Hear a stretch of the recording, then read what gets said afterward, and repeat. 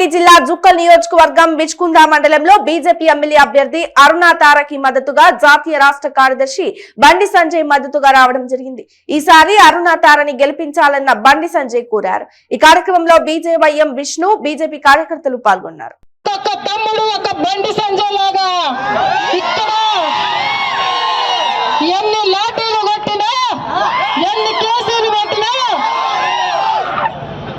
బండి సంజయ్ లెక్క మేము కూడా ఎంత దెబ్బలు తిన్నా పర్వాలేదని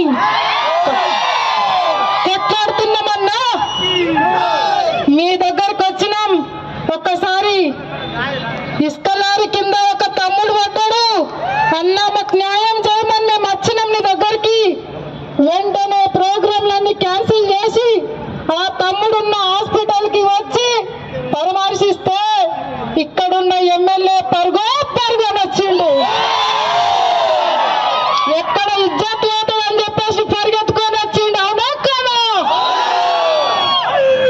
మీరు వచ్చి ఒక్కసారి పరామర్శిస్తే ఈ రోజు ఆ తమ్ముడు బతుకున్నాడు అన్నా, మీరు పానం మోసిండు అన్న ఆ తమ్ముడికి. మీకు ఎన్ని దండాలు పెట్టినా సరిపోవన్నా. మా కార్యకర్తలు మేము ఎంతో మంది కార్యకర్తలు బాధలో ఉన్నప్పుడు మీరు వచ్చి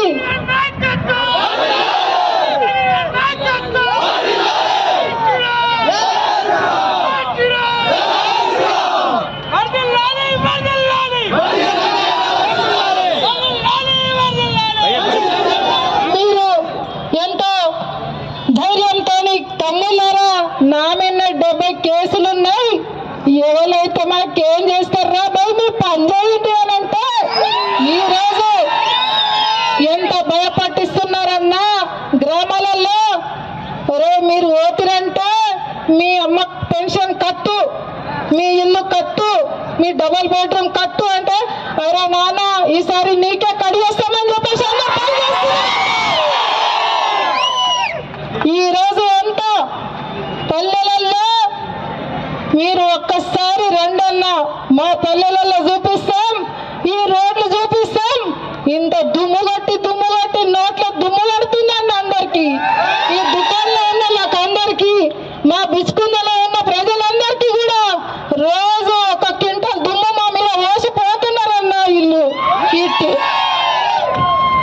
ఇక్కడ రోడ్ల పరిస్థితి అన్నా, ఇక్కడ డబుల్ బెడ్రూమ్లు ఇస్తామనన్నా, పెన్షన్లు ఇస్తామనన్నా, ఒక్కటంటే ఒక్కటి చేయలేదన్నా.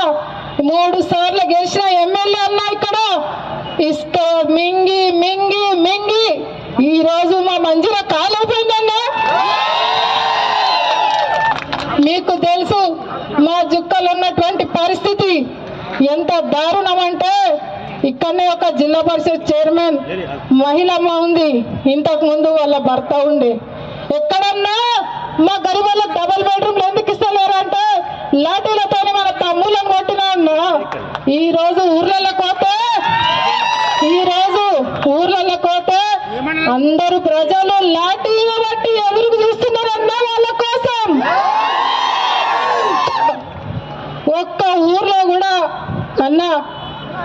ఒక్క ఊర్లో కూడా ఈరోజు మరి పిలిచి మేము ఓటేస్తాం రమ్మని ఎక్కడన్నా అడుగుతారన్నా బీఆర్ఎస్ లకు. కాబట్టి అన్నా ఈరోజు మీరు వచ్చిన సందర్భం నిజంగా కూడా మీకు మేము కోటి వందనాలు తెలియజేస్తున్నామన్నా. మా జుక్కల్ నియోజకవర్గ ప్రజలందరికీ కూడా మీరంటే ఎంతో అభిమానం అన్నా. కాబట్టి మీరు వచ్చినటువంటి సందర్భం మీకు ఎంతో ధన్యవాదాలు తెలుపుతూ నేను సెలవు తీసుకుంటున్నాను. బండి సంజయ్ అన్న మాట్లాడాల్సిందిగా కోరుతున్నాను.